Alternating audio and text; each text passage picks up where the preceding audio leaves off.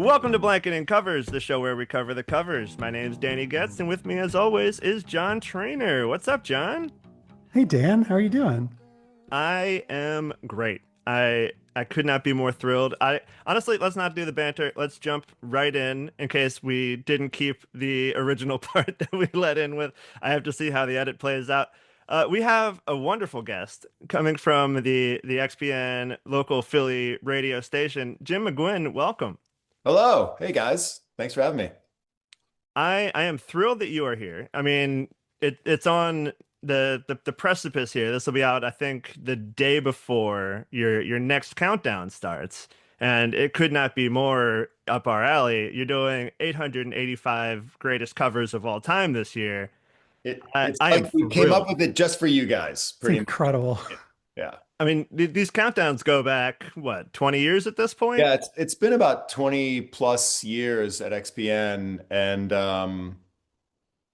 you start by doing like the greatest albums of all time, you do the greatest songs, you do the greatest artists, and then you go, all right, what's next, right? And we've done a bunch of different things over the years. I was here at one point when we did the 885 greatest musical moments, which was incredibly Oh, esoteric and cool, but like hard because you're like, I'm voting for like the day that Bruce Springsteen recorded Born to Run. Like, what is that? Like yeah. how do you vote, right? I feel like that's when I need to Um, see the menu. I couldn't just like come up with my answers. I could rank in yeah, order if somebody gave it to me, but I don't think I could just be like, this is the most important. Like I have yeah. no I idea. think I think I think Woodstock and like Beatles and the Ed Sullivan Show were like two of the biggest. You know what I mean?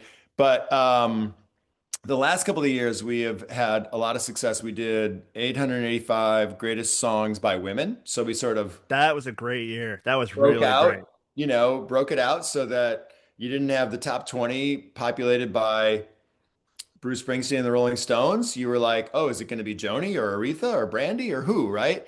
And then last year, similarly, to kind of break out of the classic rock like dominance of our culture of the last 60 years, we did 885 greatest songs of the 21st century. So it was just looking at the last 25 years in music. Which Um, also, I think, I mean, XPN not being specifically a genre radio station, yeah, when you do a countdown like that, it feels actually inclusive. good.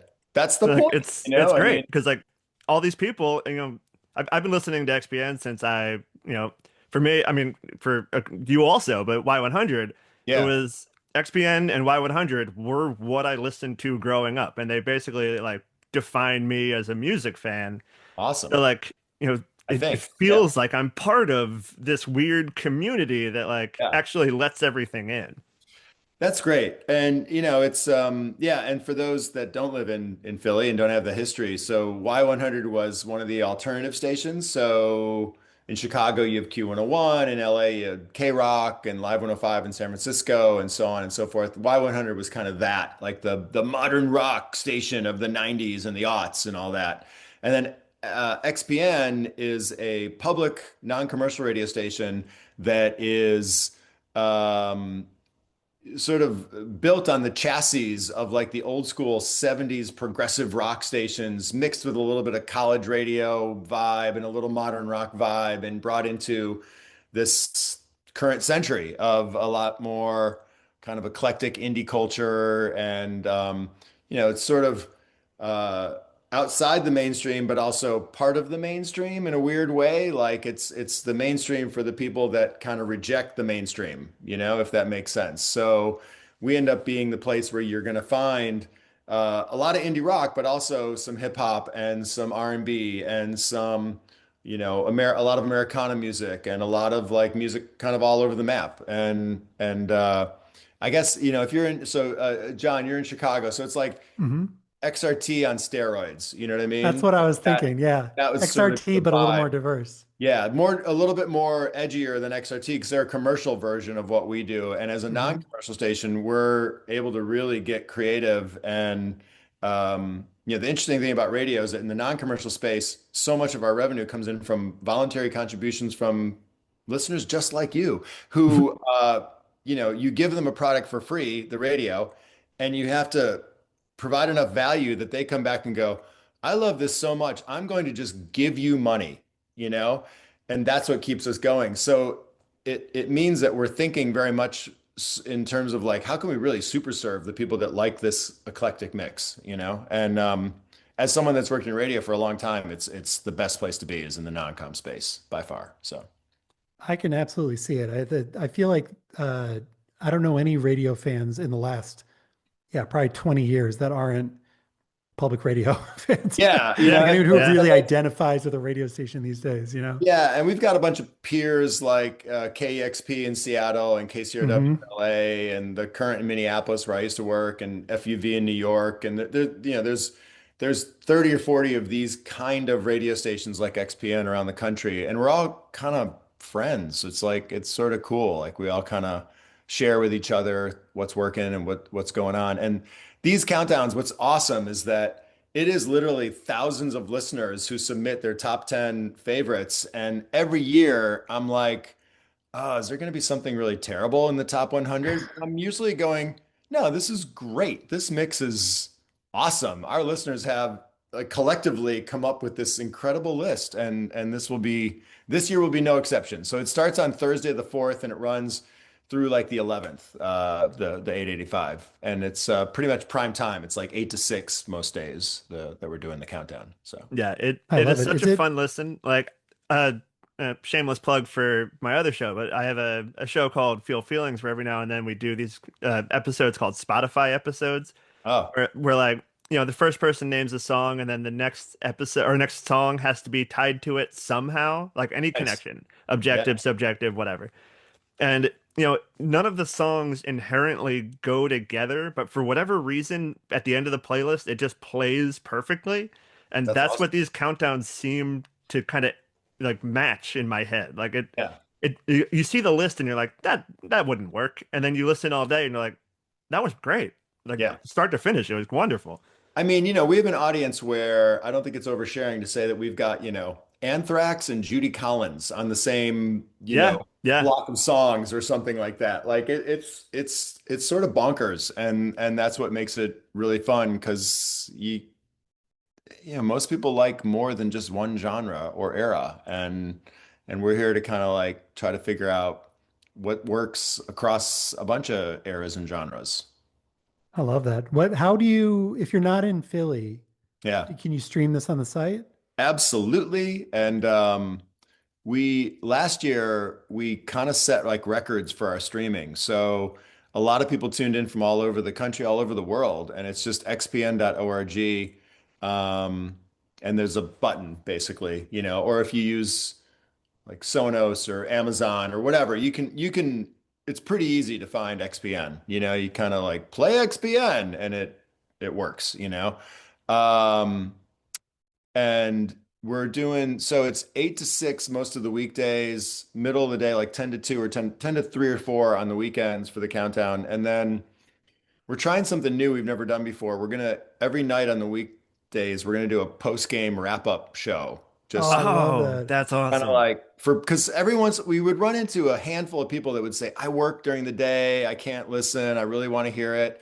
So we're gonna do this kind of like, I don't know, we're gonna just try it. Amber Miller, who's like the host, and I are gonna work on what we're gonna do, and we're gonna just kind of do like a 2 hour recap each day. Like in case you missed it, here's what we did. And then That's we're also awesome. I gonna, used to go back and recreate the stuff that I missed when I'd be working or at school for oh past yeah. countdowns. So like Yeah. Really? that's awesome that it's just going to be done. It's going to be easier. And then we're going to also, it takes a second, but we're going to post like each day, we're going to post what we actually did. So it'll Yeah, be, hey, we went from 885 to 756 or whatever, and here it is. And so people can go online and if they miss it, they can hear it, what we did in real time. But also we're going to do this like post-game recap show where we'll probably get like nerdy with like, it was the first appearance for Bob Dylan on the I countdown, love it. that kind of stuff. So just God, have fun with it. It's that's appointment awesome. listening. Yeah. And and this year we had the most votes we've ever had. We had over 7,000 votes, which was like by far the most for any of these countdowns. So Well, uh, I definitely want to get into the weeds with yeah. countdown stuff a little bit, but let's talk more about like, what you do at the station, your role, why you're the one here talking to us about it, and your connection to covers, that kind of stuff. So like, Sure. what do you do? Tell the people. What do I do? I'm the acting program director, which would be like I guess it'd be like the football coach, like the head coach of the football team, maybe if the content is a football team. I don't know. Like a you have a boss, but you make the calls kind of thing.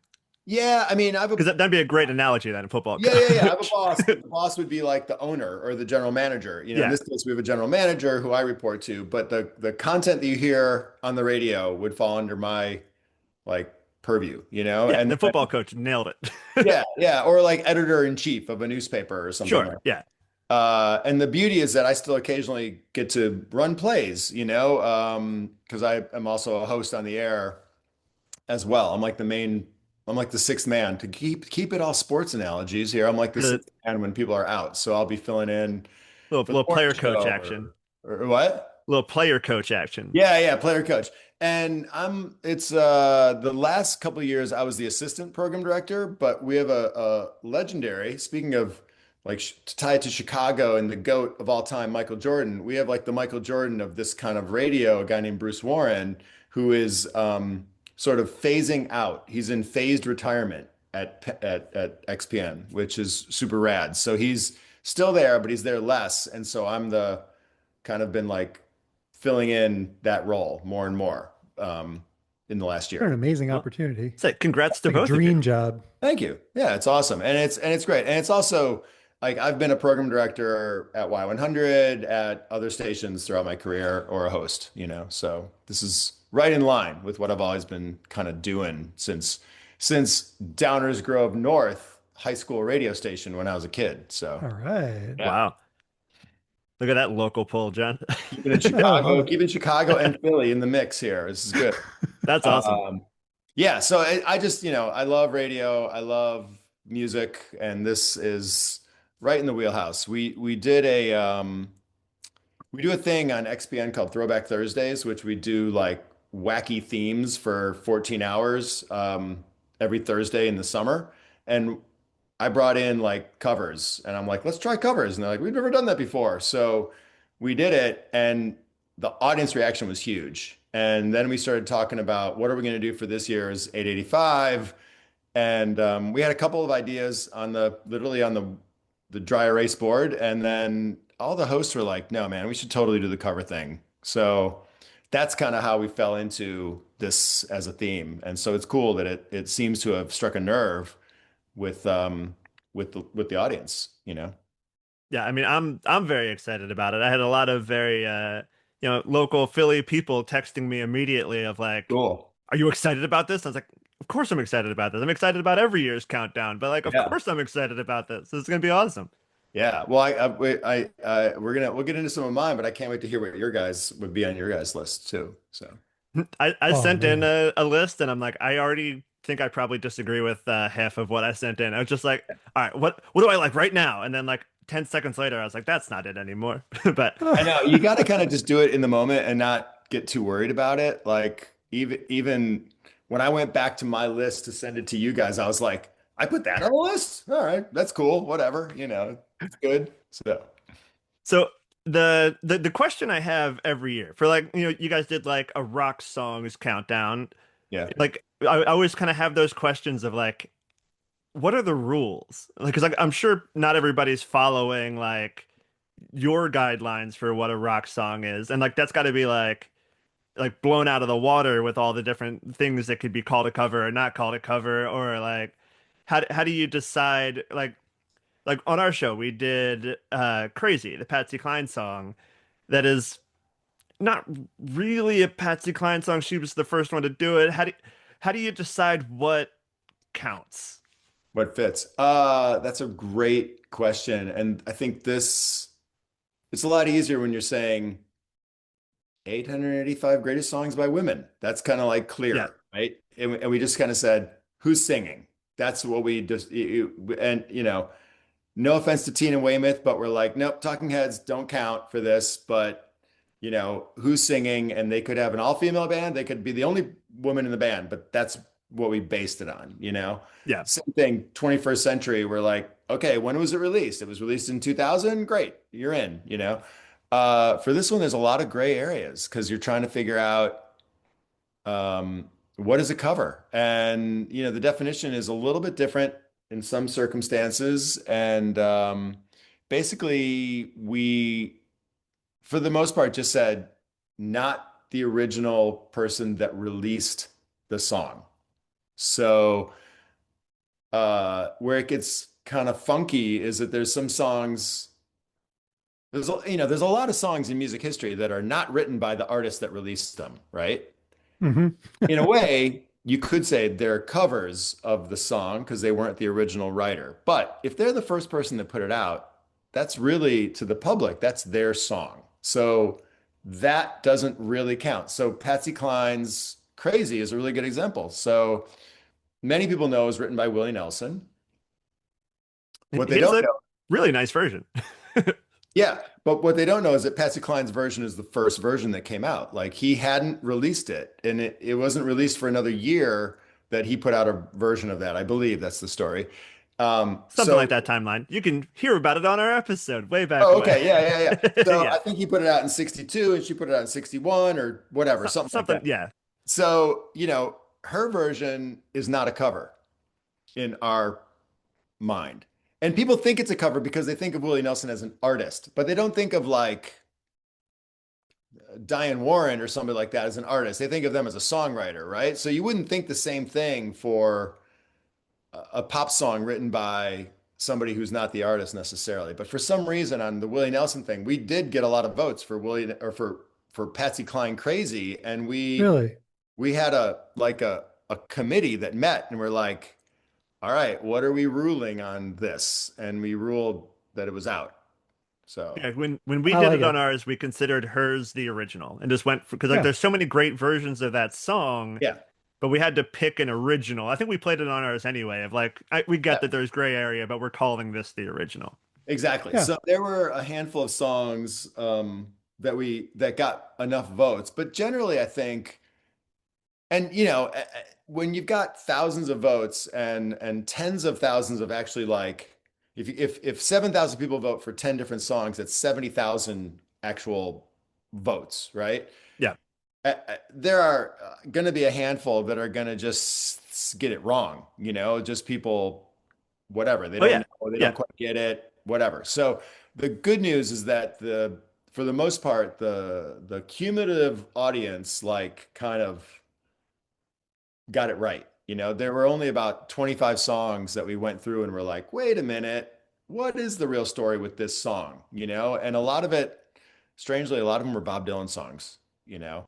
Um, I think because, and particularly there were several from the Basement Tapes era See, where, that's what I was wondering. Like, if yeah, something was out, like if he never got famous, you'd never hear his version. Like there's like a lot of like Neil Diamond like that too, where like the demos were done. You can hear older versions of Neil Diamond songs, yeah, but if he never got famous, you never would have heard the version that he just kind of put out there so that the artist he was trying to sell to could hear what he was going for. Like, yeah. And Dylan had like a really strong publishing entity, so his stuff went, if it's 1967 and you're being told like, here's a couple of unreleased Bob Dylan songs, would you like to be the first person to record them? At that point, yeah. that's a pretty groovy thing, for you to have. So, uh, Manfred Mann's Quinn the Eskimo is a great example of that. Yeah. It was eventually released well, Bob Dylan's version that he cut with the band in Woodstock in 67 eventually came out, but not till years after the Manfred Mann version of that song. So that's another one that we said, like we're going to pull that off, the Manfred Mann version. So Yeah, there's a Only lot like 25 though. That's amazing. That's so what a smart audience. yeah, yeah, yeah. pretty solid. I mean, Yeah, and some of them were really, splitting hairs. Like there was one we kept in, I think it was CSNY's version of Woodstock because it was cut at the same time as Joni's, and it may have been released like a week before Joni Mitchell's version, but she'd been playing it live. Like we were like, oh my God. Yeah, And that's a tough call. Yeah. so many people voted for that. We were like, we're leaving it in because so many of the audience were like, It's no, this yeah, is a Joni Mitchell song that CSNY did. So we're it's like, clearly important. Yeah. Yeah, at okay. a certain point, it's 1 o'clock in the morning and the committee's got to go home. Yeah, yeah. But that was also really fun. We were joking that we were going to get like we wanted to make a video with robes and like the white wigs Oh and yeah. the gavel and stuff like that, but it actually ended up being a Zoom call with four of us like arguing for an hour. That was sort of what it ended up being. So, but before we move on from this specific part of it, Yeah. I want you to be the judge for us because Okay. for the entire run of this show, I've been wanting to do a These Days episode. Who would you call the original so we can actually get after that? So you mean the Jackson Brown The written Jackson Brown song? written song. And It's great version Nico. on his own, but I don't know who did it It's first, Nico. I really. mean, he was like a 17-year-old kid and he wrote this great song and somehow he was in the same what I don't quite understand is that he's like from the West Coast, but he was in the New York scene Yeah. like He's like he's this Lou part of Reed. the Nico experience. So I'm like, Yeah, like he's it's hanging still out with kind of with his. I don't know Warhol what and to stuff do like with that. it. But it's such an amazing song and it's the fact that it was written by a teenager is unbelievable. Right. Like it's this song looking back nostalgically upon my youth when you're a kid at this point. Amazing song. I believe that Nico's version is the quote It original predates. So original. yeah. I mean, Jackson Brown didn't put out a version of that record for like 7 years, which in 67 to 74 is a lifetime of music. It's 5 or 6 years, doesn't seem like that much now somehow, but like back then, think about the difference in music from 67 to 73 or 74 when his version finally came out. So All right, uh, we're going with that then. I I'm like it. saying it's Nico that did the original and everyone else is a cover. Beautiful. That means we can play the Jackson Brown version, which I adore. So perfect. Yeah, he's covering Nico of his own song. I don't know. Yeah. All right, listeners, look forward to All right. that one coming down the line. Yeah. Nice. All right. So we do before we jump into for listeners, you see on the show notes, this is an I'm on fire episode, but before we get to that, I want to kind of run through your list that you sent to us of Yeah. is this what you submitted as your 10 for the This was, yeah. okay. Yeah. 'Cause we did a handful of them. That's why we're only going to do your top five because we All have right. a couple that we did episodes on already, and we haven't touched any of these. So let's go first. We're doing "Summertime Blues" by The Who. Yeah, I have no idea why this one ended up my top pick, but it is a great version of that song. And you've got this marriage between like 50s Eddie Cochran and a quintessential Chuck Berry era of lyricism of like teen frustration and all that, right? Transported into England and these guys who were huge R&B and blues fans when they were getting started. But by this point, it's like 1970 maybe, and they're already morphed into a whole different band, but they still went back and did this version of this song. And I just think it's like, when I think of a cover, I think of like, this is the kind of thing. Like it's somebody that really turns the song upside down a little bit, and it's almost like a proto-metal version of what was like a rockabilly song in the late 50s. Yeah, Yeah, I it do takes like that old Who and like brings it forward into early 70s Who. Yeah, then, that moment of the Yeah. 70 or Yeah. 71 or whatever it was. Yeah, yeah. and like yeah. this being on The Who Sell Out, where like they're really going for that gimmick of like, look at us, we're going corporate. So to do a cover of this song, on paper it seems like, oh, how silly, Yeah. but then they crush it. They totally crush it. Yeah, it's a great song. They're Yeah, I just have no always idea. having so much fun, You Yeah. can hear it. Yeah, I don't know why I put this as my top song, but whatever. It's all good. It's a great thing. So, I mean, we can go into the next one. I think the next one here, I don't know that it even would have cracked my top 10, but only because I didn't think about it. It is an incredible cover. It's "To Love Somebody" by Nina Simone.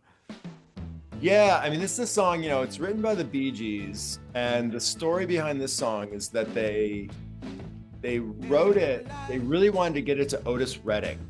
Like, that was the goal, was they wrote this song for Otis Redding, right? And I don't know if I think he heard it, but he died in like late 67, and not long after they wrote this song. And in the time since, it's become like a standard, like there are hundreds of versions of To Love Somebody out there, and there's amazing songs amazing versions from the late 60s and early 70s from the Flying Burrito Brothers, and a whole bunch of folks tackled it slightly differently, I mean, it's such a standard that I don't think I realized it was a Bee Gees thing. I didn't either. Like, I watched the Bee Gees documentary and I was like, wait, what do you mean? Yeah, I mean, they were trying to write a soul song for Otis Redding, and then you listen to it with that context and you go, oh yeah, this is a soul song. This is like a really great song. And also, Nina Simone does a lot of interpretations and a lot of covers throughout her career, but she's shown up on here a lot. Yeah, but she rarely does she do like something that has like this kind of like rock soul like fun to it, like she's such a jazz R&B artist, but this version I just think is awesome. Yeah, I think the last time we had her, it was Here Comes the Sun, I believe, which is, far and away the best cover of that song. And like, not even close. Yeah, I mean, I Shall Be Released, like so many my goodness songs that she tackled. We need to do that song. Yeah, it's a good one. Yeah. I think it's a great version from P. Arnold too, as well. He's another one of those great interpreters. Yeah. We always talk about how like it, because like we started out kind of here's the good and here's the bad, and then it was just like we just want to celebrate what we like, or at least what we find interesting. Like she's one of those fun. She's one of those people that like, even if it's not a great version, it's hers. And like that is so much better than just like, I did an acoustic guitar cover, which like some of those are great, but like I want this over that every time. Yeah, I mean, what did I hear today? I heard an Elliott Smith version of 13, the Big Star song. And yes. The guitar, and it was like, I was like, oh yeah, this is really good, But sometimes you need Nina Simone with like full late 60s studio production to like go next level on you. Yeah, it's like applying that whole personality to a song, and you can feel when there's like love in it versus just kind of going through the motions. Yeah. Now, if I had to guess, I feel like this next one's probably got a decently high place on the countdown. It's I Fought the Law by The Clash. Yeah. I mean, this is one where like if I had to ask 10 people, I bet 8 of them would say this was their song. Wow. So I make the mistake all the time, or I made the mistake again when we were starting to talk about these covers at XPN, of assuming that the Bobby Fuller 4 version is the original, which is like mid-60s garage rock, right? It's the Crickets, right? Crickets, but it's not Buddy Holly. It's not, yeah. After Buddy Holly died. Yeah. So this guy, Sonny Curtis, was a songwriter and a musician. He was part of the Crickets world or whatever. And I guess he took over when Buddy died, and they kept making records for a while. He also wrote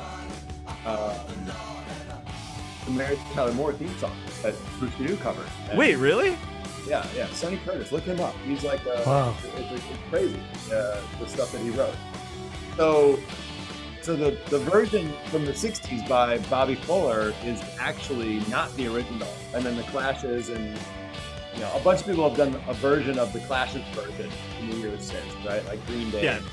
But I think that's why they get the association over most people anymore. Yeah. Yeah. And, this is a point where like the Clash are floundering. They're between the first album, between the second album. So the Clash is so fascinating because, their first album came out in England, right?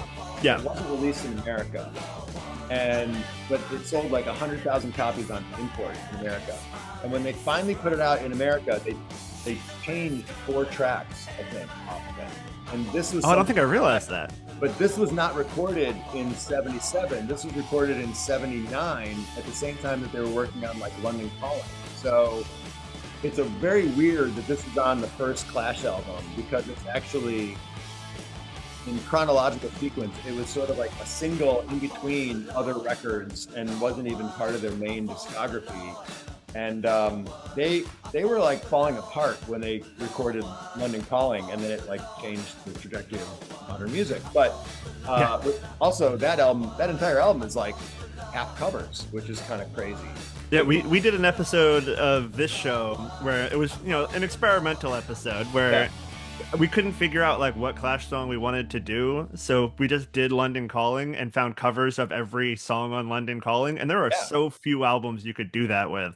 Yeah, there's at least like 6 or 7 songs. You've got like Rongomboyo and Revolution Rock and Lovers Rock, right? Yeah, and Lovers Rock, yeah.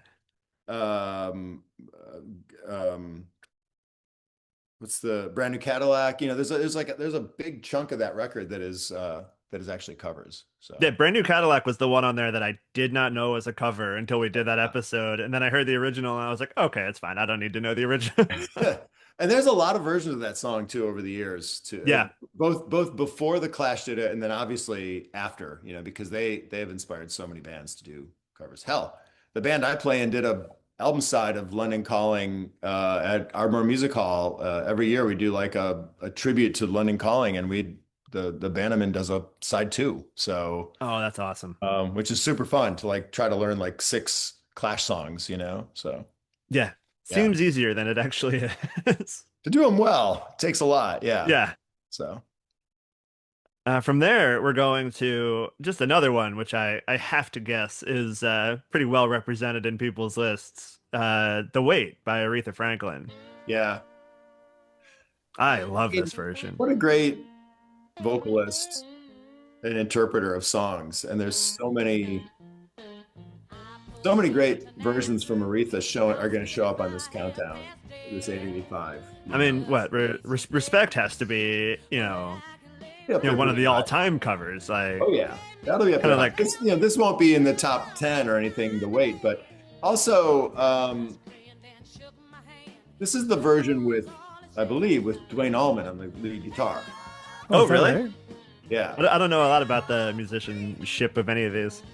I'm pretty sure, unless I'm confusing it with, he also played on "Hey Jude" by Wilson Pickett, I think. I might have that wrong, but I thought this was Duane Allman on this thing playing guitar.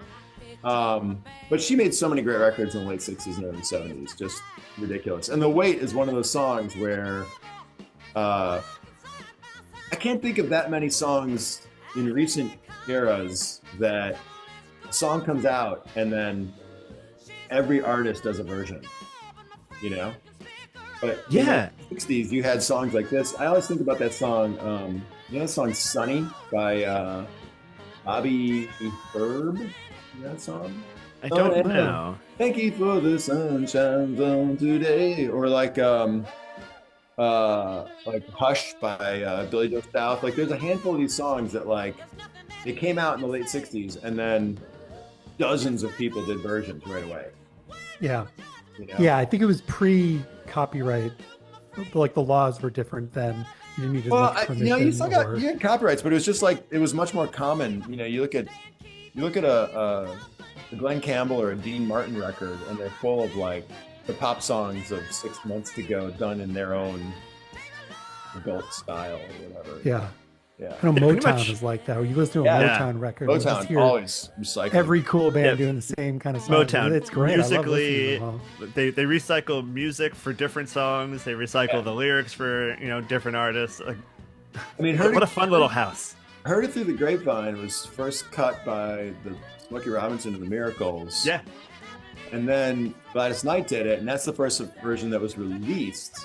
The Miracles version had been shelved, and the Gladys Knight version was released, and then it's covered by YR and Marvin Gaye and like all these other people, like bam, bam, bam, right in a row. Yeah, it is kind of strange. Maybe it's like the kind of lack of monoculture thing that is happening anymore, where like nothing is ever that big. Yeah. But like I feel like there should be like a Taylor Swift song that everybody's like, that's the one. I need that song. That's I'm so attached to this feeling that I want to put my spin on it. Yeah. But like it's not there. There isn't that thing. No. Yeah. Yeah, I I mean they're doing it now. It's just on social media. It's just it looks so different than what we're used to. Or like they'll do a 30-second clip of their version. yeah. It's out there. It's just now it's like, yeah, I mean it's starting to pass me by. I think it's starting to pass us by a little bit. Yeah. Gotta dig even harder now. Yeah. Yeah. And then the last of the ones of yours that we're gonna play here, it's Brian Ferry doing "A Hard Rain's Gonna Fall." I This don't ver think I knew this existed. This this version is so good. I We mean, talk about a combo of people that is perfectly up my alley. Brian Ferry doing this song. yeah. I mean, he did a whole album of Dylan covers, but this was early in his solo career. Um, it was only after like I think two or maybe three Roxy Music albums that he put out his first solo album. And what differentiated is that the solo records were almost all covers, and so you could I'm really gonna have to check more because I know him as Roxy Music. Like that's Yeah. Yeah. I never really looked into the rest of it. Yeah, and this, there's the different eras of Roxy Music. By the time you get towards the end, you get to Avalon and stuff. They're almost like smooth jazz. Yeah. They're such a different band. Yeah, But it's fun to listen chronologically, but if you listen out of order, it's kind of hard. kind of weird. But the version of the band that was around in England in 72, 73, 74 is like the very cutting edge. It's this era where you had Bowie and you had Roxy, and it's weird to Americans because we don't really know of Roxy Music in the same way that the English musicians who grew up after them viewed them as such an influential band, and style. And you had Eno on the first two Roxy Music albums making these like weird ass squelching synthesizer noises.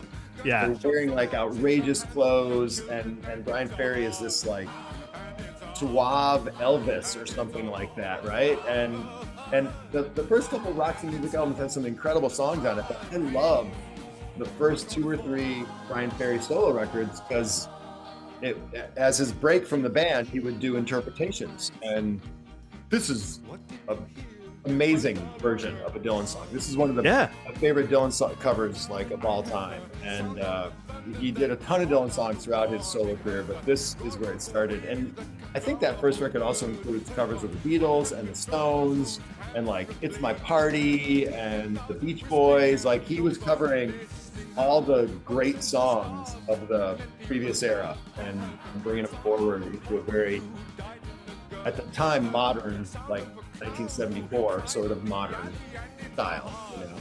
Yeah, that's awesome. I feel like this is like the thesis statement for our show is like the reason I want to try to hear as many versions as possible is so that I stumbled on Brian Ferry's solo career that I never would have actually considered. I did not know he made solo records. I knew they were out there. It's just like I don't need that right now, and like I do now. Yeah. I mean, later when Roxy Music was kind of ended, he was doing Slave to Love and stuff, and they were just that was a continuation of Avalon. It wasn't really as edgy, but this stuff from the early mid 70s where he went solo, it was this weird, like taking a break from the even edgier Roxy Music stuff of their first 3 or 4 albums, and exploring these interpretations just tremendously. Yeah. That's This is amazing. so I can't wait cool. to dig into this. Yeah, this is awesome. All right, well, let's fade out on the top 5, and we will get into the regular episode. Jim, you've been a wonderful guest. It's not about you anymore. I've been over chatting, but it's taken us an hour to get to like the Springsteen covers. Oh, this is pretty typical. Yeah. But also, if you have to go at any point, John and I can finish without you. Whatever. Don't feel like you're stuck if you have to get out of here. But John, why don't you kick us off here? Yeah. So let's start with Tori Amos. Just absolutely iconic. Hey, little I feel like this is a good representation of like what she's capable of also. Where like you get the very pretty piano, but it's also like a very dynamic song for how kind of straightforward the playing is. And like that's kind of you really got a feel for what she can do. Yes. Yeah, her voice is just so. I mean, everything she does is like that. But when you listen to Bruce Springsteen kind of mumble his way through the song, and then you hear Tori's version of it, and yeah, breathy and quiet and loud and doing the same kind of dynamics with the piano, it just like expands this song in a way that I don't know. I wouldn't have expected when only knowing the Bruce version, and I did not really know any covers of I'm on Fire. I don't think I'd ever heard any of these before we started preparing for this.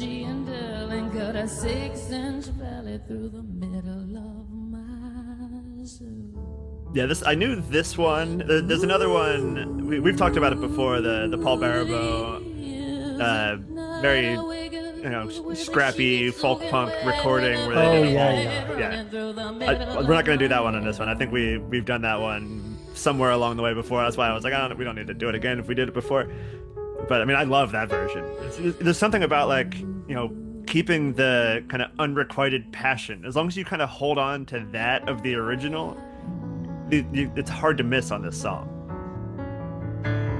Yeah, I think her version's really cool. It's she's another person like Brian Ferry, who's an incredible interpreter of and Nina Simone and Aretha. They're all like really great at getting to the heart of the song and unlocking that, and then bringing it to what they do so well, right? And yeah, this version is pretty killer of I'm on Fire. She really works the dynamics, like you said, incredibly well. Like she's full-throated, and then she pulls back to a whisper, and great. Yeah, there's spots like in Nina, this song kinda. Where like it feels like she's doing both at the same time somehow, and like I don't know how one person can kind of hit me that way.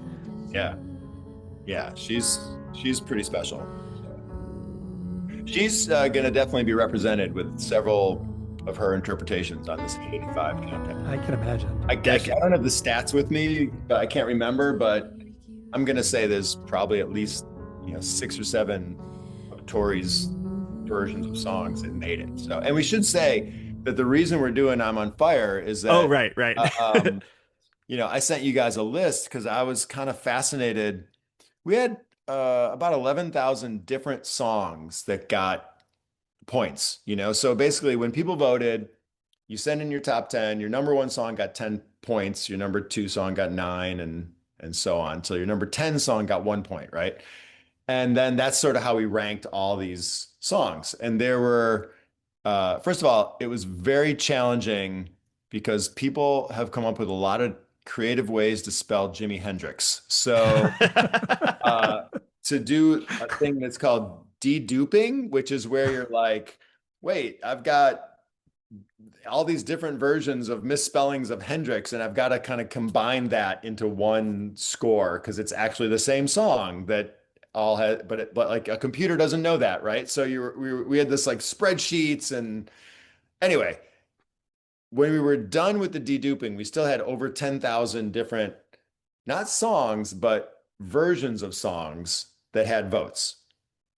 And from there, we took the top 885 for this countdown.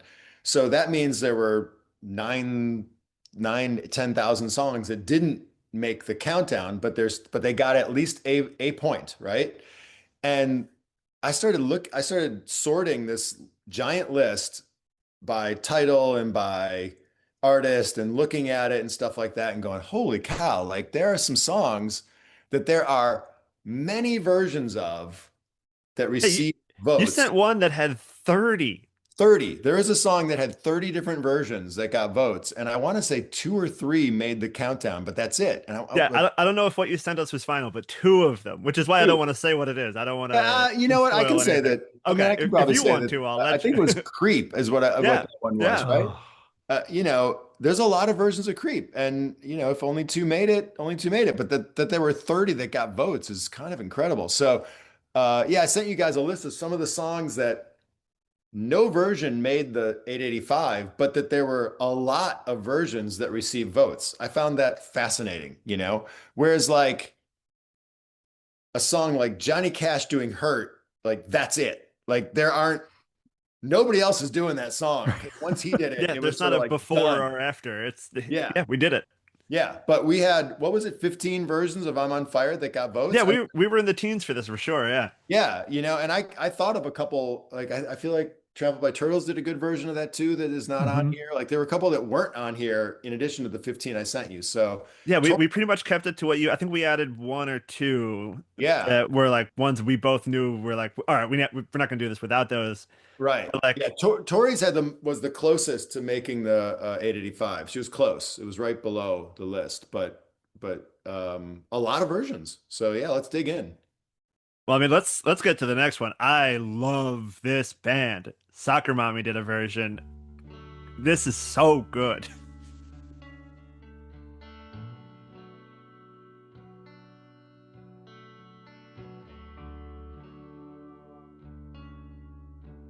Yeah, I love how some of these songs, some of these takes in the song, they either lean into the kind of desperation, kind of rock and roll Bruce Springsteen aspect of it, and some of them really lean way back and give off this like morose, kind of sad, slow, almost like brooding kind of sound, you know? And it's interesting that Bruce Springsteen has both of them, you know, and then you can split it out, and it really makes a different song.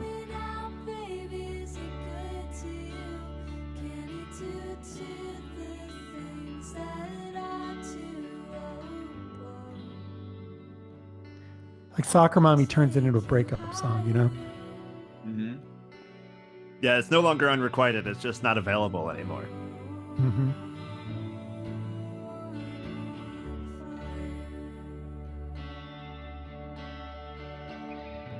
Ugh. Just like gives me chills. Like I love the voice, kind of the sparse effects on the guitar. It all just works so well. Yeah. Yeah, and all the extra reverb is like, it's Yeah. like extra Bruce Springsteen. You can tell that it was a Bruce song.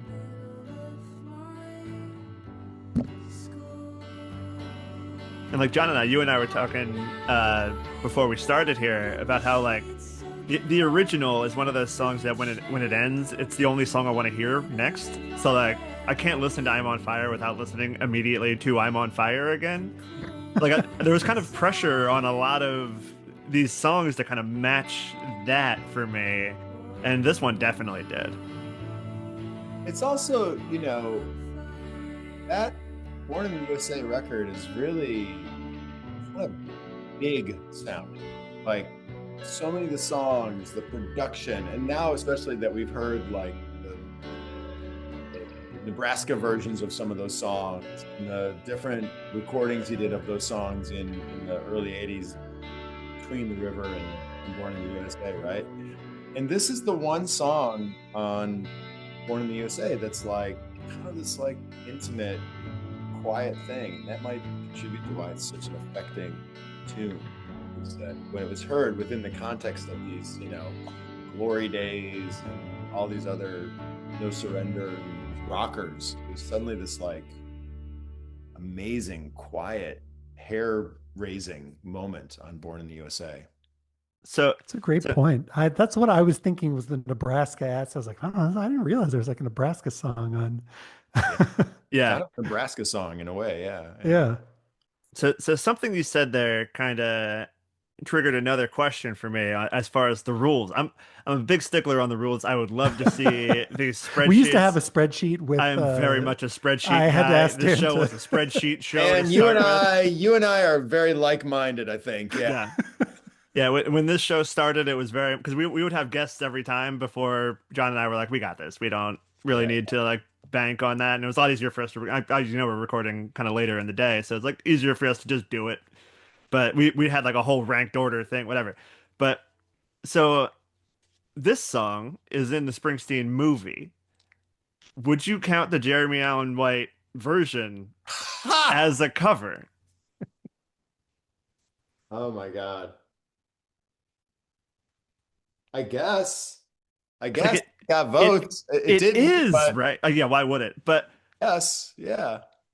because like we had it come up, we did Sam Cooke, and there's the Leslie Odom Jr. from One Night in Miami, where he does amazing versions that are impressions of Sam Cooke. And it's like I want to give credit where credit is due. He crushed it, but Yeah. like he's literally Sam Cooke when he's doing it. Like Yeah, I mean that's the whole thing. Like, I'm not a big fan of going to see like, you know, the Tom Petty tribute band, right? But like, that's the kind of thing. If I happen across it, great. Like well, I'm not giving it my money by yeah. intent. But like, there's a guy, and John, there's a Philly guy named Pat Finnerty, who's a local musician who's really, really good. And Pat Berkery, who's a drummer that used to be in the War on Drugs and all these local bands, the Bigger Lovers, and he goes out on the road with Robin Hitchcock and stuff. When they do a Tom Petty tribute night, I'm there. Oh, I'll do a night. Absolutely, I'll do a Right, but I'm night. just Like, saying, like yeah, even though they are essentially a Tom Petty tribute band on that night, they're not a Tom Petty tribute band. They're not dressing like Tom Petty. Yeah, You they're know, not doing an yeah. impression. They're doing they're, like I they're like, a tribute. I went and saw the REM thing with like Michael Oh, the Shannon Michael Shannon thing. Yeah, and Jason Narducci and stuff like that. That did not feel like a tribute band. That felt like musicians that came together who are great musicians in their own right, just like doing those songs with like joy and passion and verve. And it was awesome, you know? So yeah. I've I seen a don't couple of like, those videos, and I kind of regretted not going. Cause I had the yeah, like kind of impression in my mind that it was just going to be like, oh, how fun. But like it then I saw was, some it videos, and I was was like, oh sort of man. amazing. It was really good, you know? And, so yeah, like I don't want to go see like the Ozzy Osbourne tribute show or something, but if it's like, no, it's a bunch of my friends that have never played Ozzy songs before and they're doing all Ozzy songs, like I'm like, I'm in. That's cool, you know? Say that the distinction for me, like, there's like the touring roadshow version of something, or Yeah. there's like the one-off like Halloween gig kind of thing, and I will Yeah. see Yeah. every one of those Halloween gigs. Yeah, yeah. Like I don't want to go see the Australian Pink Floyd, but if the War on Drugs do a Pink Floyd night, I'm there. You Yeah, know? I don't need to see the well-practiced perfect copy. I want to see that we're trying to get it right once. Yeah, I and want to so see I the think that personality, right? The Yeah, personality yeah, in the band who's playing you're the you're you're songs. bringing Yeah. the song to the band instead of making the band go all the way to the song. You know, in a slavish kind of tribute. You know, and Right. that's the tricky thing when you're playing in a band and you're like, oh, I want to get it right, but also you want to figure out how to make it yours so that it actually, you add to it instead of just totally copying it, you know? well, I Totally. think that That's my problem with the actor. The actor yeah, Yeah, yeah. Well, singing as a but it's that's, literally an I impression mean, then, you know? It's like Timothy talented. Chalamet and yeah, Jeremy, to say like they're Timothy like, Chalamet did a really good job. he did a great I job. And don't care. no, but you're there, I'm not asking you to buy the record. I'm asking you Yeah, to movie and be like, oh, that's pretty good. yeah, Right. good enough. Yeah. So I mean, we heard a really good case for this kind of thing, though. We had an artist come on and do an interview, and we brought this up, and he made the point that there's a from a producer's standpoint, he really appreciated listening to somebody like that's on The Voice, doing a perfect Aretha Franklin and the vocal talent that goes into something like that. Now, like as a fan. I'm like, well, I'm looking for like personality. I'm not really yeah, looking yeah, as much for yeah. that kind of like perfect talent, but I can Yeah, see the perspective too. And that's where I think maybe Dan sometimes that like the acting talent of becoming that person so well that you are now Bruce Springsteen, Jeremy Allen White. I don't know how good he is, but no, I didn't see the Lamar movie. Odom, right? That one's doing great. yeah, doing Sam Cooke that you're like, okay, that is actually impressive. So I can see it. Um, I Yeah, I just don't see its always want to be there. value. It's just I don't know where it stands for our purposes. But Yeah. anyway, we have to keep going. We have a lot to do. Yeah. Let's do Bad for Lashes. I feel like this is a great example of putting their stamp on it. Yeah, yeah, and it goes sinister.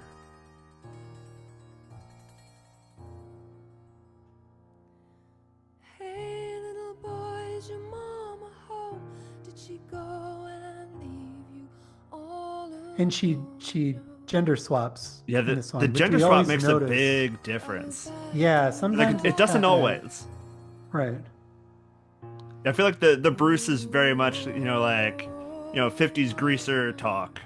And like this is like aggressive and in a way that like really works. It matches their tone just perfectly. Yeah.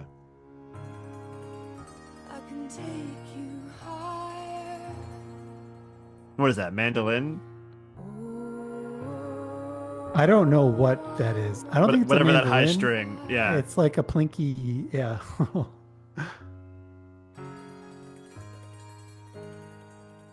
Oh, that might be, yeah. Yeah, she's to me like kind of a modern version of almost like a PJ Harvey kind of skill Sure. set Yeah. vocally. Sometimes it's like someone took a knife, made edgy and blunt, but a 6-inch valley through the middle of my soul.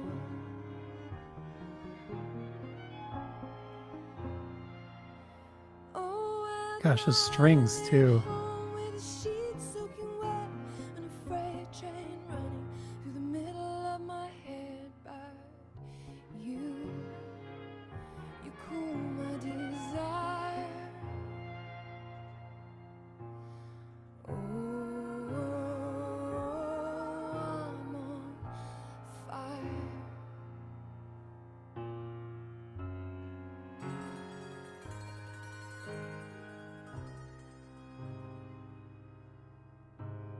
This feels like there's like a big fight the next day. Like if this were in a movie, it'd be like, Dark Night of the Soul part. sometimes it's like someone took a knife, made edgy and blunt, but a 6-inch valley through the middle It just makes me think of, if Soccer Mommy was sad about the breakup, this is like going in for revenge.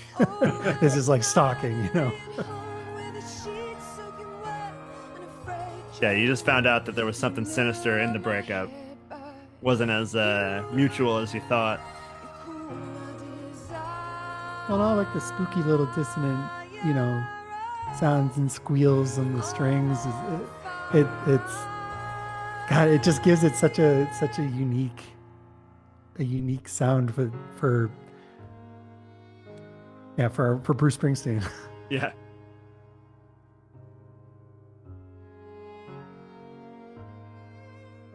Yeah, it's cool.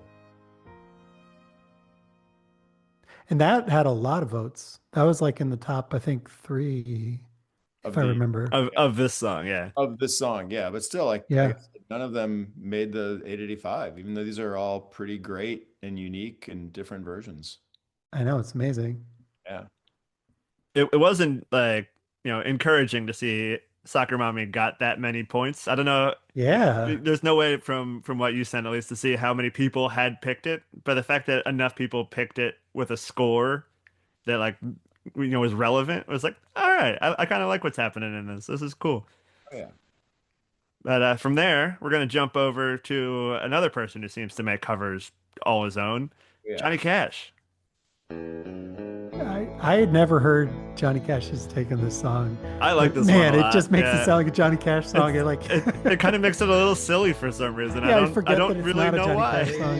It becomes like a storytelling song, Yeah. It's like Boy Named Sue style Johnny Cash. I'm like, oh, that's fun. I'm on fire. Tell me now, baby, is he good to you?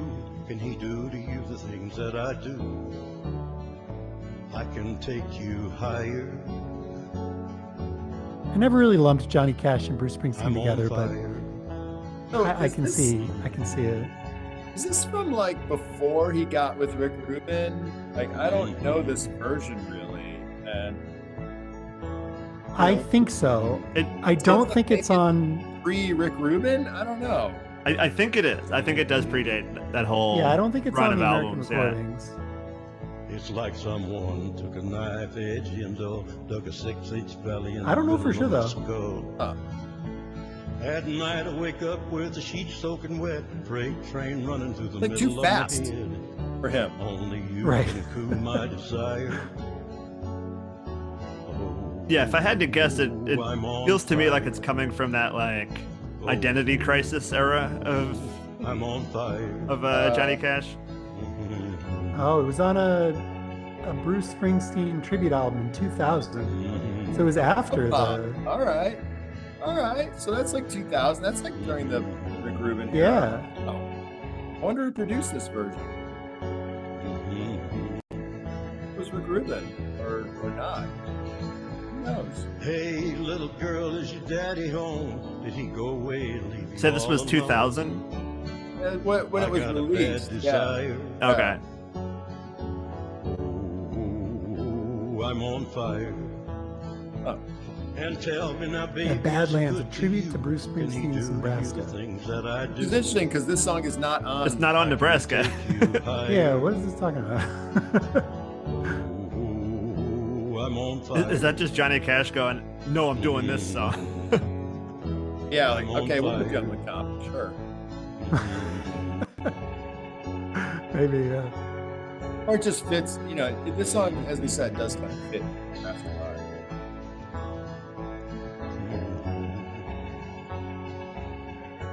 Huh. I'm on fire. Yeah, as good as Johnny Cash is, this isn't the greatest Johnny Cash.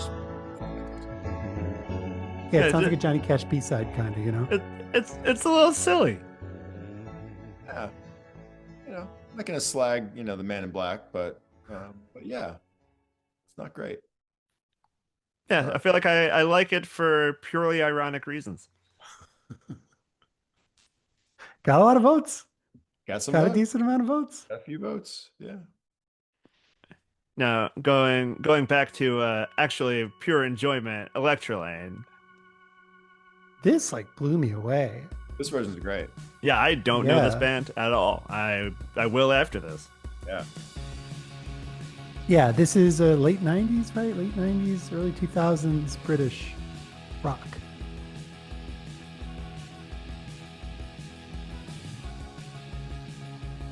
Yeah, this came out in 2000.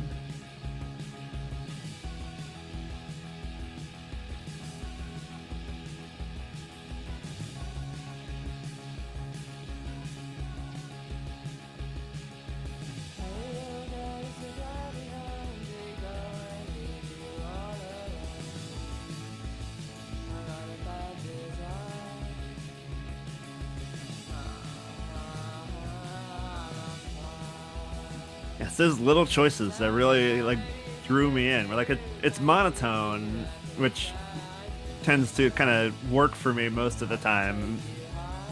But then just those little kind of like scratchy little throwaway notes that she does. I'm like, oh, okay, this is different. Yeah, and it's all rushing. So Yeah. it feels like so urgent. Yeah, it's truly like a different interpretation of the song.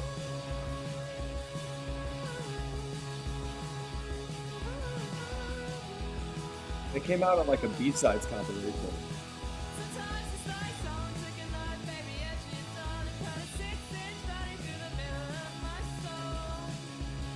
Yeah, I really want to listen to this band's other stuff. They sound so cool. No auto-tune is used in this song. It's awesome. Yeah. For it,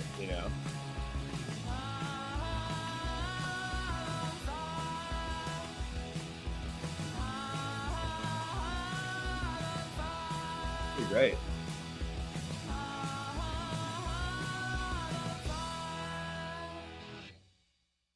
Yeah.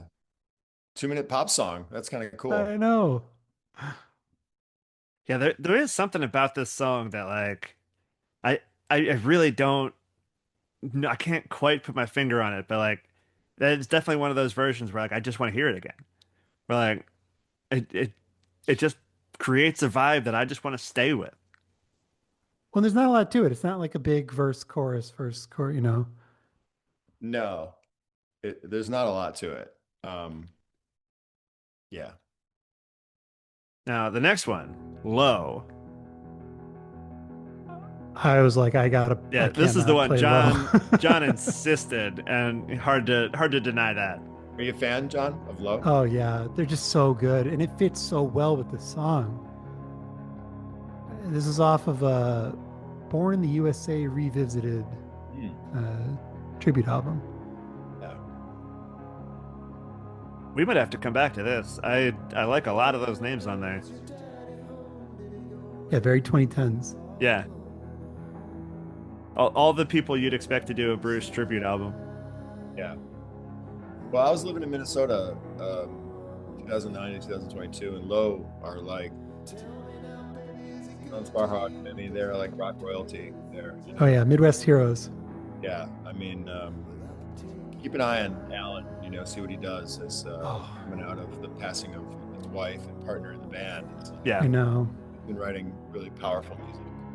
Solo career. His album with Trample with Turtles is incredible. Yeah. Yeah. So good. Cool. Yeah, this is definitely a band that understood what they were paying tribute to. They got all the parts right. Yeah. They got Oh the yeah, I mean they feeling, picked the only song. Could you imagine them doing Born to Run? Honestly, I kind of want to hear it now, though. That would be kind of cool. I could see him doing actually "Born in the USA," which is such a dark song. Yeah, I feel Yeah. like thematically that would fit in their wheelhouse. Yeah. Yeah. Just like a slight shift, and it's their song. Yeah. It'd be like 10 minutes though. Yeah. Right. Yeah.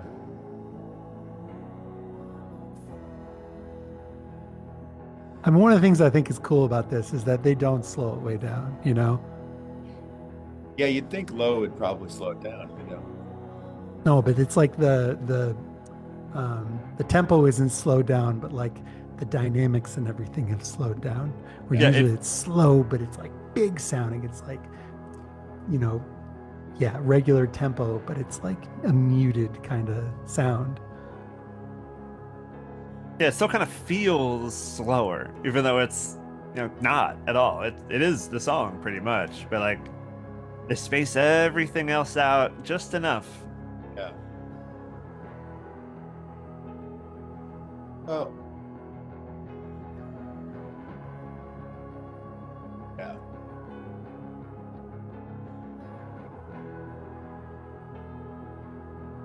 And once you get a groove, this is why you can listen to the song over and over, I think, because it has such a good groove, Yeah.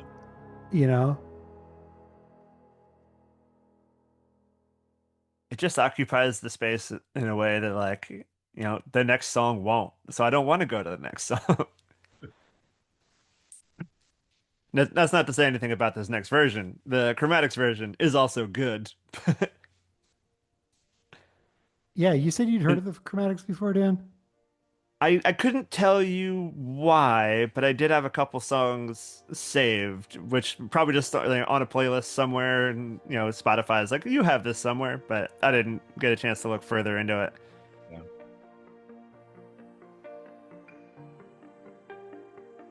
I also have so many Music League playlists at some point where it's like, yeah, I've probably heard them. Somebody probably submitted them or something like that at this point. I mean, it's definitely really cool. It's familiar. kind of jangly. Yeah.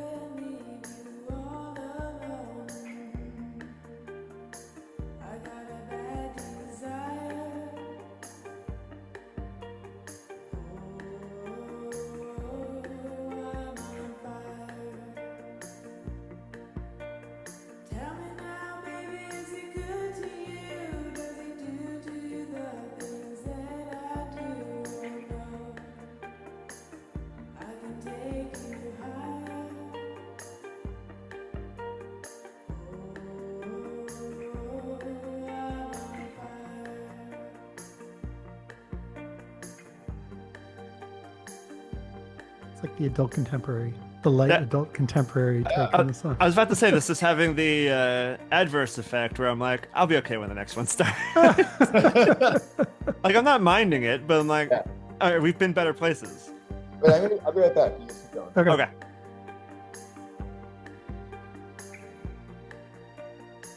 Yeah, I mean, what I think is interesting about it is this is one I would probably choose to listen to, but it just transforms it, you know?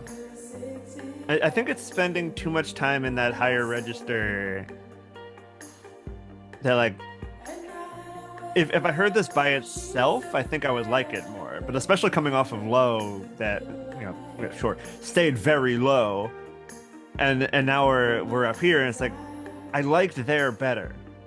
And Think like, of it as the it's not tapestry. It's the tapestry of I'm on fire. Can't all be lows, you know what I mean? Like this is like, yeah, I don't. Like I know Bruce Springsteen was '80s radio, but this to me is like '80s radio, you know? Yeah, like school dance slow song kind of '80s. Yeah, and this is if you want to put Bruce Springsteen on Twin Peaks. Yeah, you know. Yes, I like that a lot.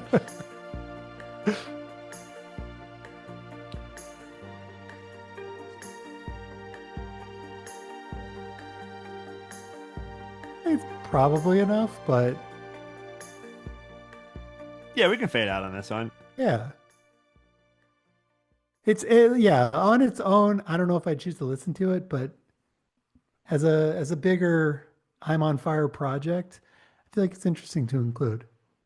Yeah, I think if I heard it outside of the last 7 songs or whatever we heard, 5 songs, I don't think I would have any negative real judgment to say about it. I'm not sure I'd have anything really to say about it at all. But like it's a good version. But comparatively and having to play it against other stuff, I'm like, it's not really the one. Now this next one, making You're gonna it say the same thing. making it your own, at least. I appreciate this version for, it's Waylon Jennings and he's gonna Waylon Jennings it, and I'm for that. It might not be my favorite, but like I'm very pro. It's Waylon Jennings and it's gonna be Waylon Jennings regardless of who wrote it. Yeah, it's a little like the Johnny Cash take on it. I mean, we talked over it. The one part I wanted to say, that "Hey Little Lady, Is Your Man at Home?" This is a cheating song now. Yeah. Okay, yeah. Like that slight change of lyric. This is not a pining song. This is "Call Me When You're Free." Like,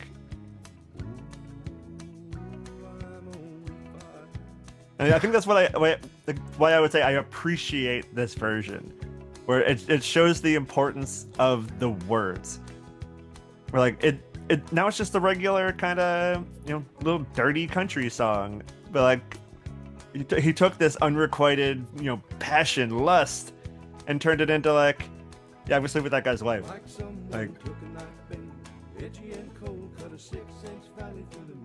Yeah, I don't know if it makes sense, but I feel like Waylon and Bruce are a little more on the same level than Bruce and Johnny Cash, like same sort of feelings. Yeah, I don't mind this version. I'm all right with it. Have you guys heard the new Waylon album that just came out? That was there was a bunch of stuff that was unreleased from the 70s and 80s, and his son Shooter Jennings put it together, and there is a version of the Fleetwood Mac song Songbird on there that is like to die for. It's Really? Yeah.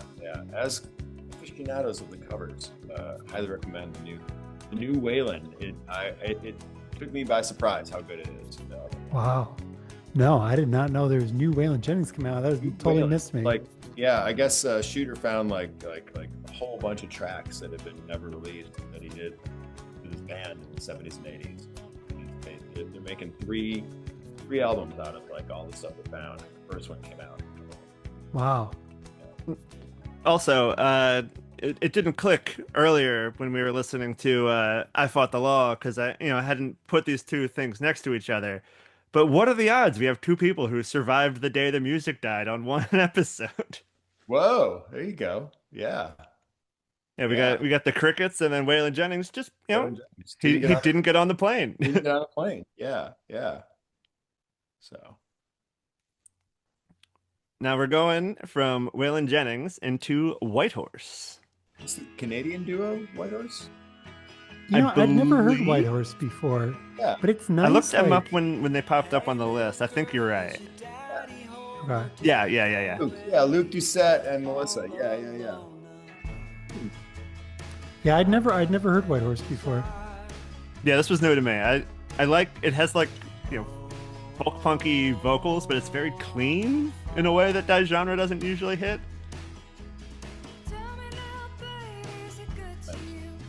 It's like dreamy sounding, you know?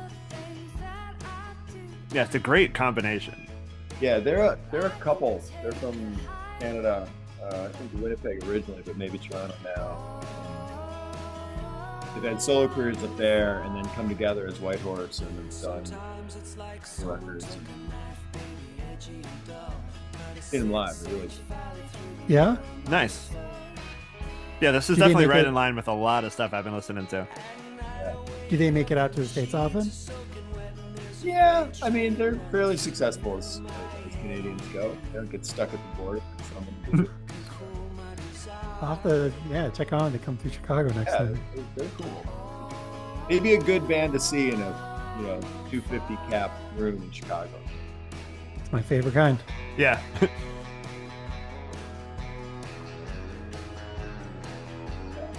Well, I was thinking about the song, and I was thinking about the fact that like it's the standard 4 chords. You know what I mean? You guys play? Do you guys play? Not in a while, but yeah, I used to be in bands. I've tried enough that I know theory, but I'm not good at any of it. I got the guitar because it's just almost every song is the same 4 chords, and it's a 1, a 4, a 5, and a minor sixth, and those are the chords, and you put them in different orders, and that's like 80% of the songs you hear on the radio today, come from those 4 chords. And that's part of the magic, is that it's such a simple song using classic chord progression. That really does make it that much more impressive. Is that like, it's not really, blowing the doors out creatively, but there's something about it. Yeah, and there's a couple things that happen with the structure too, where it climbs, where he says, "I can take you higher." It's like the song goes up in terms of the Is there a word for that? I've tried to describe that type of thing to people. Like when they say clap in a song and you hear claps in the background. Like, is there like a music name for that? I don't know if there's a name for it, but it's like it's kind of like, you listen to Hallelujah, and he talks about the minor fall and the major fifth and all that stuff. Yeah. He's hitting those chords. He's doing that. At that time, you know what I mean? He's telling you how he's manipulating you. I mean, it's very. My guitar's not really in tune, but it's just like, it's got this like root note, this E, right? It's very basic, the tell me good to you, and then it just goes up to an A. That's very simple, 1 to 4, and then it does this minor sixth. And that's the key right there, is the sixth. And then it goes back to the 4th. It climbs to the 5th, and then it goes back to the root note. That's like the whole key to the whole song, is how like the 6th and then the 4th. That's it. That's the whole song, really. Otherwise you're just playing an E chord. Sorry, I'm not in tune, but hopefully you can hear that, Well, Zoom cancels half of it, so Zoom cancels half of the sound, so we'll see. Sorry. Yeah. I don't know what comes in the final recording. It usually takes some stuff out. So listeners, we got some. You might not have. But it's like it's a real classic chord structure to that song, Yeah. And then the instrumental parts, he goes between the root chord, which is an E in the song, and a C sharp minor, which is that minor sixth, and that's that like sadness, back and forth, minor sixth. You know what I mean? And that's where it goes like back and forth between the E and the C sharp minor, and that's kind of that, all those breaks. That's what it's doing. That's like that. That's the rhythm that pulls me into this song, that keeps me going. You know what I mean? Yeah. Is that kind of back and forth. Yeah, it brings so much emotion. It's like you can play the same chords and you can like copy the song and write your own song, but it just shows how much is personality and artistry over the mechanics of a written song. Yeah. Yeah. So This, I feel like I know Shaky Graves. Their name sounds so familiar. This I looked it cover up is right so away. cool. I cannot figure out why the name is familiar. I feel like we've done it on this show before. Maybe that's why. But somebody, I must have been one person voted for this song, Okay. and it's worth listening to.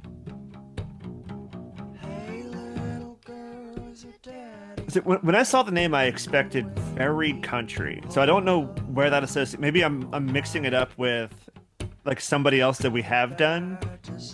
But this surprised me when I heard it. Like, I don't know if this is like a departure from what I was expecting based on, previous experience, or if I was just way off. But He's just like another one of those like Americana dudes that like can kind of play a little bit of everything and can really kill it like on stage, just kind of entertain and one of those guys that you'll see go up without a set list, just Oh, I love it. oh, that's great. and mixing in his own songs and then covers and stuff like that. It's a cool version. It really is, yeah. But it's just got a ton of personality.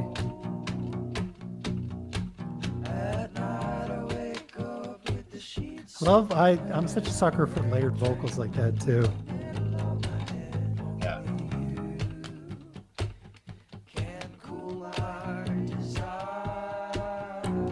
Also, I think this is the only one that was this bass forward, like not just of the ones we've heard, but like when I was trying to find if there was other ones I wanted to throw in.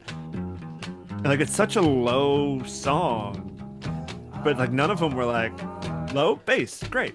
Like this is the one that did that. Yeah.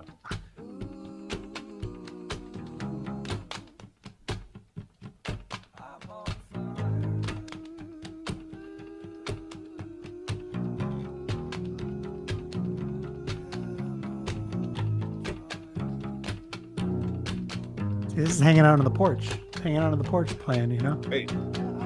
Yeah, it does kind of have that quality of like, it doesn't sound like the musicians playing were there when he started. They're just like, oh yeah, I'll jump in. Yeah, Yeah. real Americana. Yeah. Yeah. That's cool.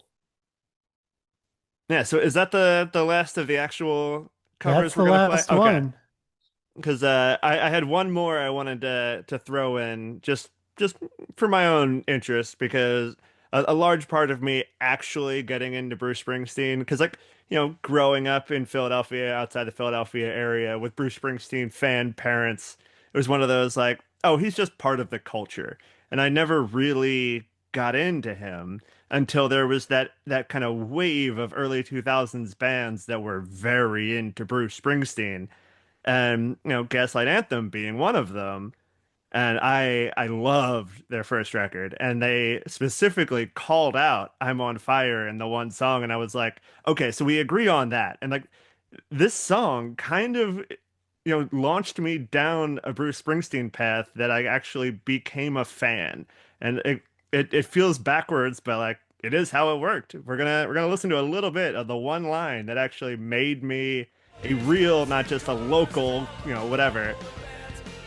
Yeah. They call out some Tom Petty, and then they go into some Bruce Springsteen.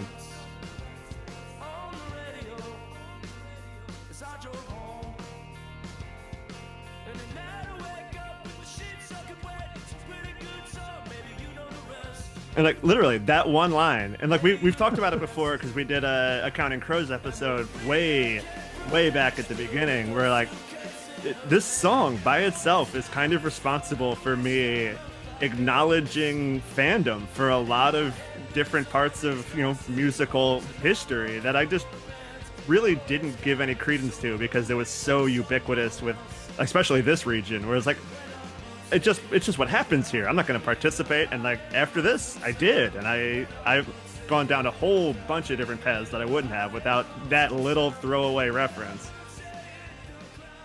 I wonder. It's like however it gets you there, Yeah. I wonder if Brian from the Gaslight Anthem was listening to XPN. Who knows? He's a Central Jersey guy. Totally possible. Yeah.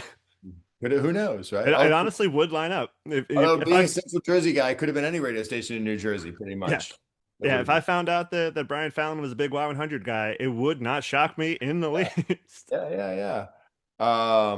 That's cool. You know, you think about there's that generation of punk rockers like Gaslight Anthem, and then also an artist that's very well respected in Philly, like Dave Hawes, you know, Sure.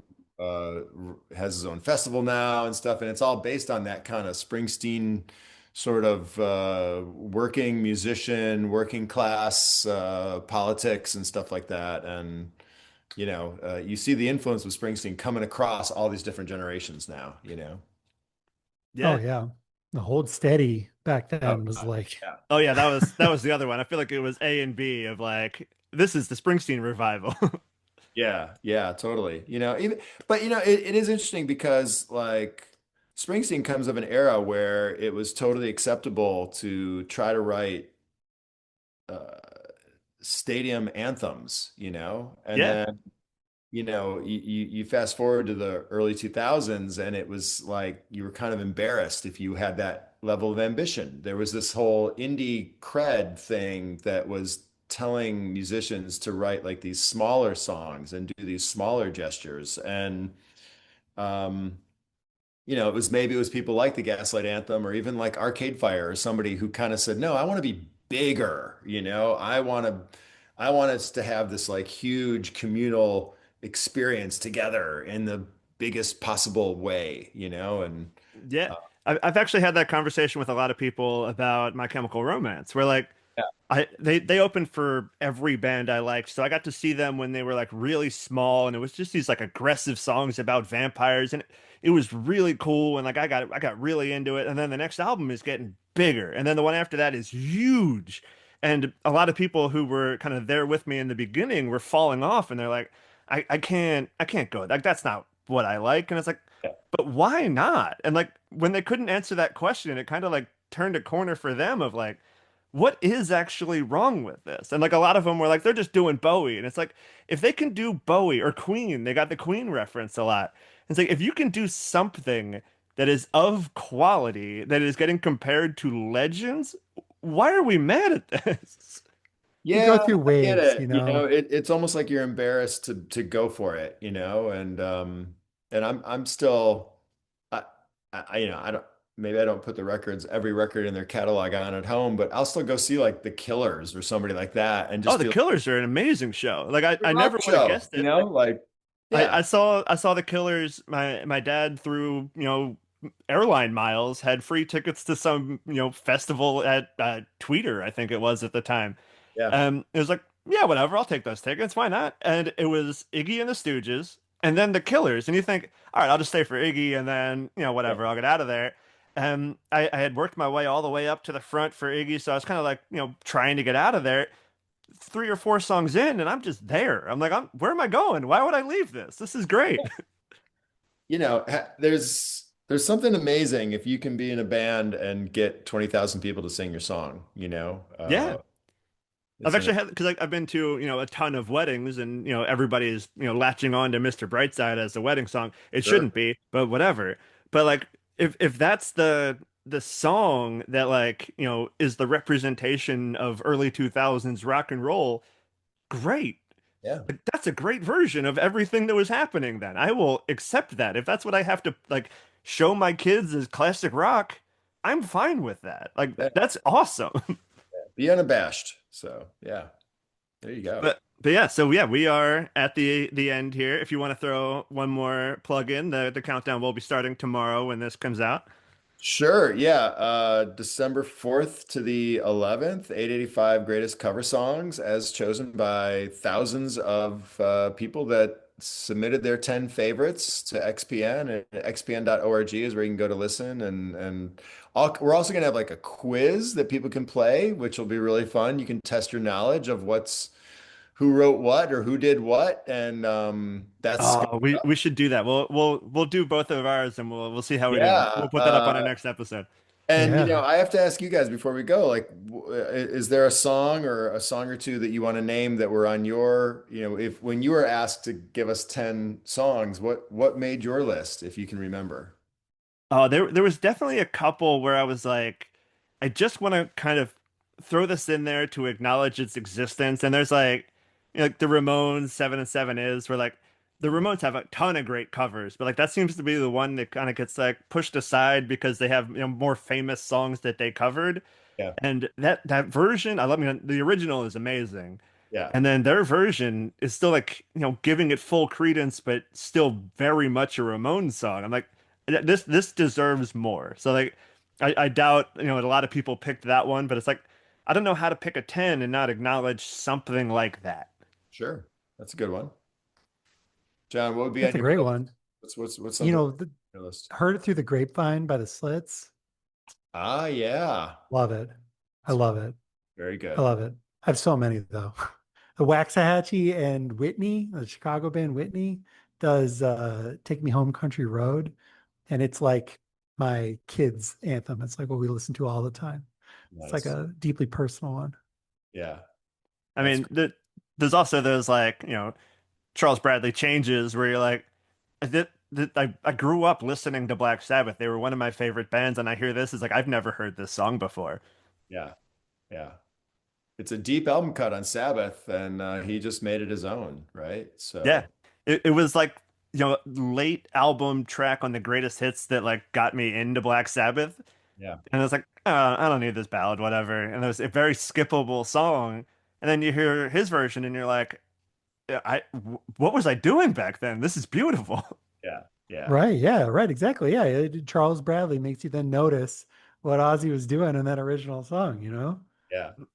I Well, also there's sorry there's other ones like going back to like the very beginning. We started with a Tommy James episode, and the first person to back to back covers, he not his songs, not his versions, but covers of his songs went number one back to back. And it's like that's a pretty important moment in the world of covers. Like, look, there's value. yeah. But we did that episode, and there was Tony Orlando and Wind that had, I forget which one of the big ones they did, where it was like, oh, this is better than all of those, and it's Tony Orlando. Like, I don't think too much of Tony Orlando, but it's like very much a Tony Orlando style song, but it's got like a little weird edge to it, and you're like, oh, he should have done more of this. This rules. Tommy James is one of those guys that's highly underrated. Like his peak era stuff, not just the really poppy stuff, but the early psychedelic stuff. Oh yeah, that was a Yeah. big point I kept making on that episode. I was like, if you only know, Moni Moni, you Yeah, are I know. selling yourself Right. short. Like And then like there is a lot of Dragonfly value and here. Yeah. Persuasion. There's so many great songs. That guy had it's weird. I think because he was on like labels that weren't taken seriously. He was on these pop labels and stuff, and he doesn't get the cred he should as a legend. Yeah, his best stuff was on what's the label that put out the Neil Diamond, the Mob label. Well, no, it wasn't on Bang. It was on Roulette. It was on Roulette Records with. It was a mob label though with Mo Levy was the guy's name. That was Yeah, the like he got like caught up in all these like weird production things that like you can't do this, you can do that, we're not gonna let you. And he lost like years of his career to like just weird violent nonsense that like he accidentally got stuck in. And it's yeah. like I kind of understand why he wasn't bigger, but he should be. Like this is amazing songs. Some of those songs from the late 60s are just incredible. So yeah, there's always another song to be rediscovered and covered. That's the beauty of this, right? That's why we're here. Absolutely. Yeah, Yeah. that's why Oh, we it's listen such a to pleasure talking to Dozens somebody of who gets Angel it, of the Jim. Morning. We're usually selling them on it, so Yeah. it's nice to be sold on it myself. It's nothing better than like I mean, really what a radio DJ does is they kind of like share the love of the music, right? And when Yeah, you're you're doing making a the pitch cover, every time. Yeah. you're doing a cover, you're kind of doing the same thing. You're kind of taking something that hopefully like means something to you and you're sharing it with your audience as an artist. So Yeah. Well, Jim, thank you so much for joining us. You are welcome back anytime inspiration strikes. If you ever awesome. need to promote anything, or you sent me a bunch of your own covers that you made. Maybe we can do all of those some other time. We would Oh, love that to would be have you back. fun. This has been Sure. Yeah. fantastic. Yeah, anytime. Good luck maintaining everything over the next couple weeks here. I look forward to hearing what made the list. And for everybody else, John, do we know what Christmas song we're doing? Because we are our next episode will be our Christmas song. Oh my God. I should have looked it up ahead of time. I texted you it. What did I It tell you we were going to do? Wonderful Christmas time. The Simply Having a Wonderful Christmas, whatever Yeah, that song's simply called. having, I was thinking Run Run Rudolph and I went through and I didn't believe in it in my heart. And simply having a wonderful Christmas time. It's like so simple and like a little silly. I always Wh- kind of didn't like it, but One of the most man, there's hated a songs lot of of, all time. I I know, love I it. know, I I know, but cannot that's wait to kind of hear why what I want to people do have it. done with it. Yeah, that's kind of why I want to do it. I want to do it. Thanks. Yeah, you're fine. You came unplugged, but it's okay. Okay. Can you hear me? Yeah, you're back. Okay, cool. Yeah, it's really fun. There's a lot of really cool takes on it. I can't wait to really, really dig in. Um, December, it's my favorite time of the year. We get to do the Christmas episode, and then we get to do our year-end lists, which I've been preparing for all year. So Remember, send can't wait. in your top 5 albums and songs of the year so we, can use those for reference. We want to make sure listeners are part of this as well, not just John and I's very similar voices. So yeah, that's it for I'm on Fire, and for Jim, thank you for joining. And Yes, thank you, for Jim. everybody else, we'll be back in 2 weeks with Wonderful Christmas Time.